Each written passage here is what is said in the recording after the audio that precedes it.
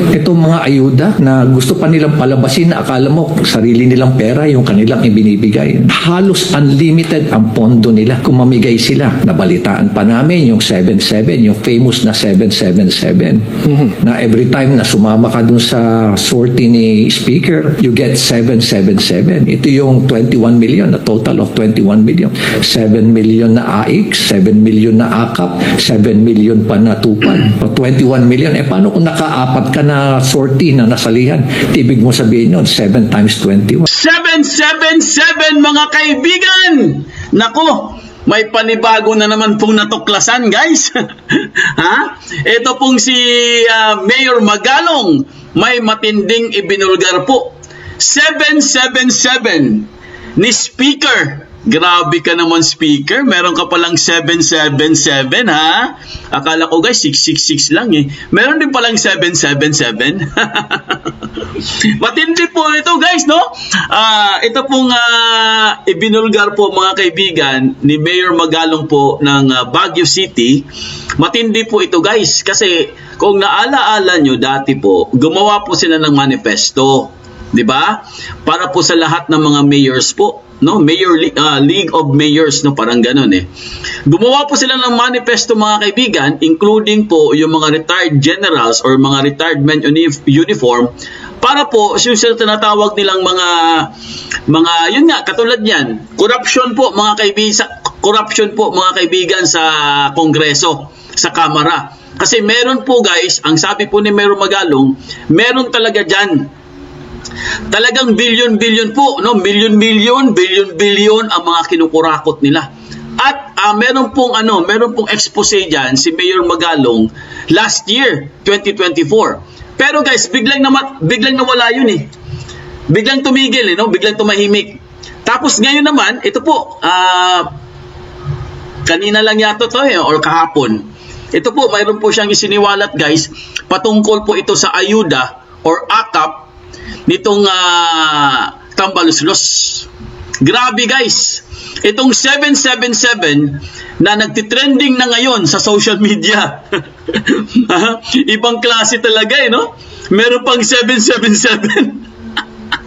Anak ng... Ibig sabihin, guys, pag sumama ka po, mga kaibigan, sa mga sortie, no? Pag sumama ka sa mga sortie ni Speaker, makakatanggap ka ng 777. Hanep? Kaya pala, nakikita ko yung iba. Kaya pala, guys, itong si Tol, itong si Tridor na Tol, kilala niyo si Tol, mga kaibigan? Wag na natin buuin yung pangalan, tawagin na lang natin siyang Tol. Alam ko at alam nyo, kilala nyo si Tol. Kaya pala, guys, noong mga nakaraang buwan po, no, 2024, bago po magbagong taon, guys, palagi kong nakikita itong si Tol sa likod ni Tambaluslos. Para siya naging right hand, guys. At nagtataka din ako, bakit ang dami po mga politiko, mga kaibigan, palaging dumidikit dito kay Tambaluslos. Kaya naman pala, meron naman pala kayong 777. Mga walang hiya kayo, mga animal. Wajud mo gabaan. Basta gigabaan mo eh. Di ba? Ibig sabihin, guys, pag sumama ka kay Tambaluslos, guys, malaki po ang kikitain mo. Kumbaga, yun yung kabayaran eh. No?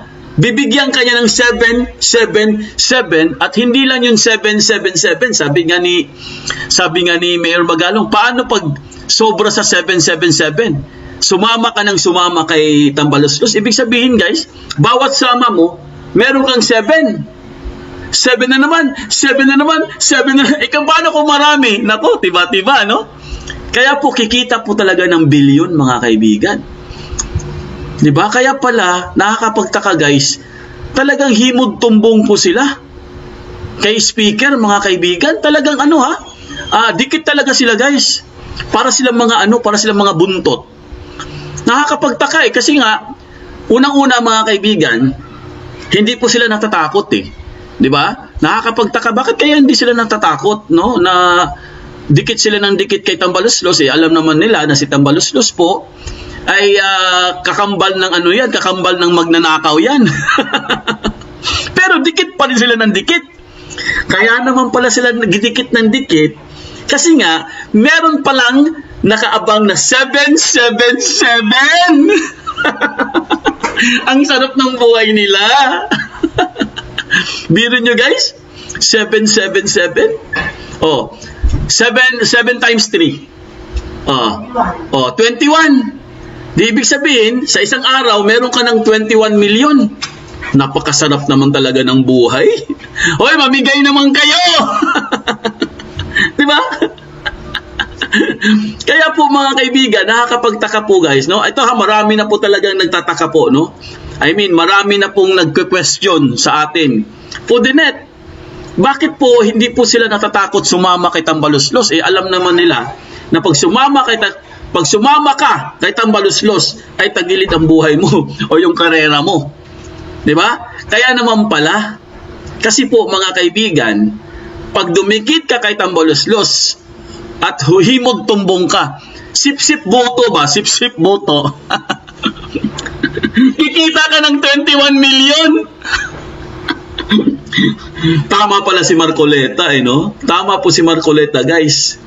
Na kasi po mga kaibigan, no, nakarang taon po mga kaibigan, ang binabatikos kasi dito si Marcoleta Kung hindi ako nagkakamali po, bago po si Marcoleta guys lumipat sa PDP, kumbaga bago siya naging kay Duterte guys, binatikos pa yun si Marcoleta ni Magalong Nagkaroon ng yung parang controversial po patungkol po dyan sa mga ayuda na yan. At hindi lang ayuda, no? Pati yung mga controversial na parang yung mga congressman po, contractor din sila guys. Congressman na, contractor pa.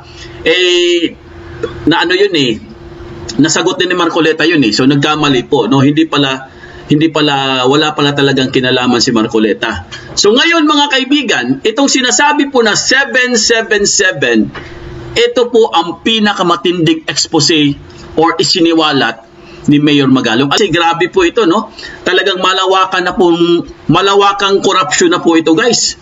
Meron na ba kayong 777? Nakatanggap na ba kayo ng 777? Naanawagan po tayo sa mga politiko, naanawagan po tayo sa mga congressman na nakatanggap ng 777. Swerte nyo naman. Oy, maayong udto. Happy New Year. Ang swerte nyo naman, nakatanggap kayo ng 777? Sana all! Sana all mga kaibigan. Di ba? Biruin nyo guys, no? Ang tindi po, alam mo sa totoo lang mga kaibigan, ito pong pasabog ni Mayor Magalong guys. Dapat talaga pag-usapan to Dapat talaga guys, magkakaroon po ito ng inquiry, no? Sa Senado o kaya doon sa dapat kasi pag-usapan din nila sa Quadcom, no?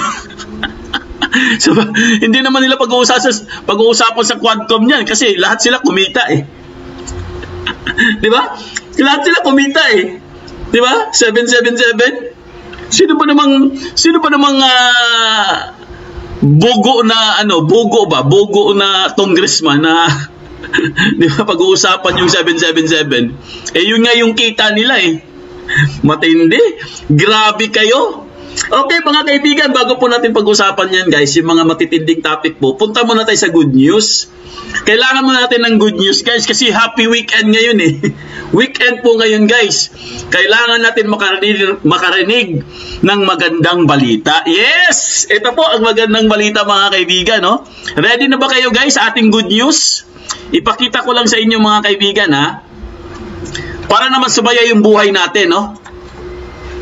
Ito po, asan ba yung good news natin dyan? Ayun, Ayun, breaking news mga kaibigan. Ayan, absuelto po. Nako, galing talaga ni Pastor mga kaibigan.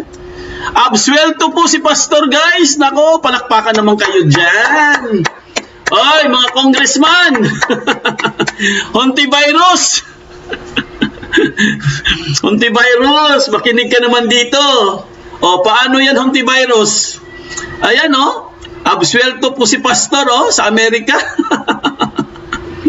Ito guys, another na naman to guys, this is going to be another winning, no, or another victory para po sa ating butihing Pastor Kibuloy, mga kaibigan. Dahil po, ang breaking news po guys, charges for serious offenses against KOJC members in the US have been dismissed again. Palakpakan po guys. Grabe talaga, oh. Dismissed na naman. Hindi ba kayo nahihiya? Oy, Hontivirus. Virus ka talaga. Oy, Hontivirus, anong gagawin mo dito? Ha? Hontivirus, anong gagawin mo dito? Oy, nanawagan kami kay virus. Oh, dapat po mga kaibigan, pakawalan na nila si Pastor, 'di ba? Panahon na po guys na palayain na po nila. Kasi nga ito nga sa Amerika na nga to, ha. Sa Amerika na po ito guys. Yung mga kinasuhan po ng mga miyembro ng KOJC guys. Ito po, dismiss na naman guys ang kaso nila. Oh, saan pa kayo? 'Di ba? Hindi pa rin kayo nagigising? Hindi pa rin kayo naniniwala na wala pong kasalanan si Pastor? O, sabi dito sa balita, no? Basahin po natin dito, guys. Galing po ito sa Presidential Tracker, no? Basahin lang natin, guys, ha? Based on the plea deal, the United States Attorney Office in California agrees to dismiss forced labor, money laundering, and human trafficking charges against Kingdom of Jesus Christ members Amanda Estopare and Gia Kabaktulan. Estopare ang Kabaktulan entered into the plea deal agreement in the U.S. court. Ibig sabihin, mga kaibigan, kung naalaala nyo guys, di ba? Kung naalaala nyo, itong dalawang miyembro po ng KOJC guys, nag-plea bargaining po sila. Di ba? Naalala natin yan, last year yan eh. Kung hindi ako nagkakamali, October to eh, no? October ito nangyari guys. Itong plea bargaining nila. So, pumayag naman. Oh, di ba? Na-explain na po ng mga magagaling na abogado yan. Kaya po pumayag ang US na makipag-plea bargaining itong mga member ng KOJC. Ang ibig sabihin kasi guys, pag pumayag ang isang maestrado, no? Kasi US yan eh. Ibig sabihin, mahina po ang kaso. Hindi lang po mahina ang kaso. Walang mga testigo at mahina din ang mga ebidensya. Yung mga konkretong ebidensya po, mga kaibigan, mahina po.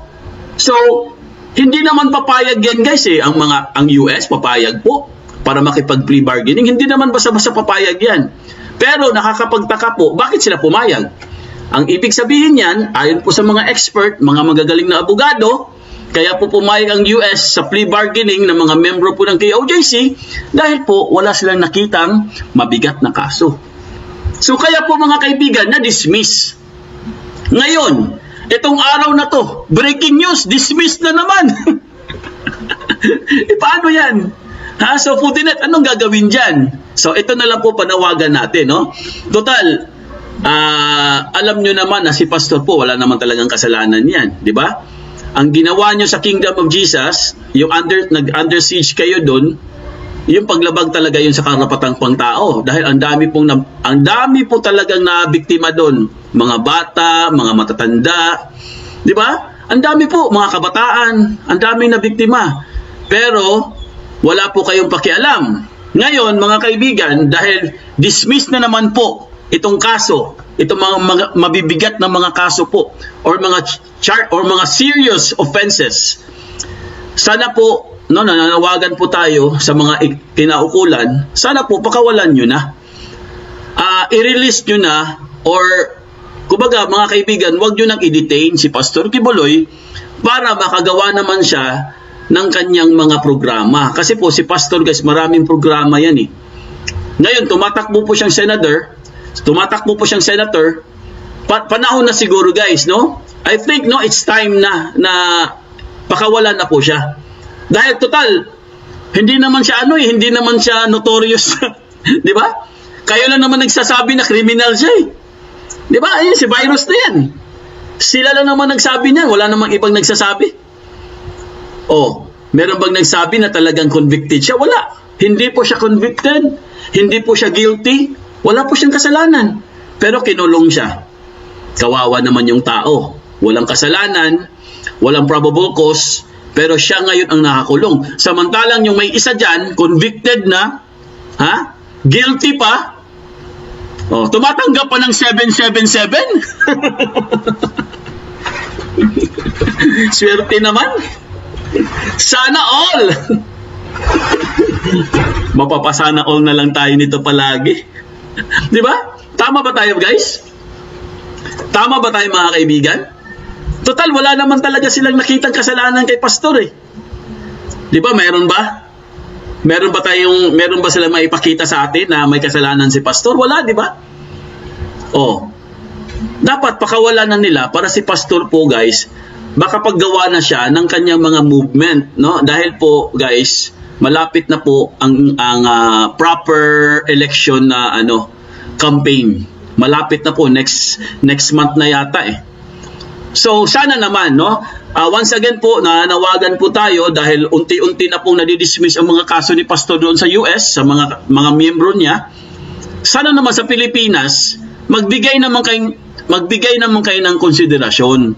Dahil po yung tao na kinulong nyo, wala pong kasalanan yan. Di ba kayo na nga nagsabi, mas mahirap, sila nang nagsabi, mas okay pa magpakawala ng isang kriminal kaysa magpakulong na walang kasalanan. Di ba sila nang nagsabi niyan? So I hope po, no, tayo po'y hoping, guys, no, at tayo po'y basta magdasal lang po tayo, guys, na sana po itong buwan na to, itong January, sana po pakawalan na po nila si pastor kasi kawawa naman si pastor, no? Hindi siya makagawa eh. Hindi siya di ba? Kasi kailangan niya, guys, maglibot, no? Para po sa kanyang campaign. Sayang eh. Sayang po si pastor, no? Sigurado mananalo yan eh. Kasi nung nakaraang araw po, kahapon ba yun? Yung nakaraang nung Friday, no? Nung Friday po na pinaka-latest survey po, mga kaibigan, nag-number 1 na po si pastor. Kasi nung bago po mag-2025, mga kaibigan, ang nag-number 1 po si Marcoleta. Di ba? Pero nung nagbagong taon, si pastor po ang nag-number 1. See? Kita nyo, guys? Pag ganon lang sila. Bali, ang number 1 ngayon si pastor, tapos ang pangalawa si Marcoleta. Wala na po si Erwin, wala na, guys. Laglag na si Erwin, si Abalos wala na. Si Ben Tulfo wala na rin, ang layo eh. Ang layo na nila, guys. Bali, ang namamayagpag ngayon, ang number 1 si pastor, ang pangalawa si Marcoleta. Di ba? Sabi ko sa inyo, guys eh. Kaya po gagawa na naman sila ng paraan paano ilaglag itong si Pastor Kibuloy. Lalo na ngayon, guys. Lalo pong tataas ang level ni Pastor Kibuloy kasi talagang napapatunayan na po, mga kaibigan, na wala po siyang kasalanan, guys. Na-dismiss yung mga kaso sa US eh. Sana po, no, sana magising si Virus. Si Hunti Virus. Hoy, Hunti Virus, magising ka na. Sampal sa'yo yan. Sampalin natin, guys. Sampalin natin si Virus ng kaliwat kanan.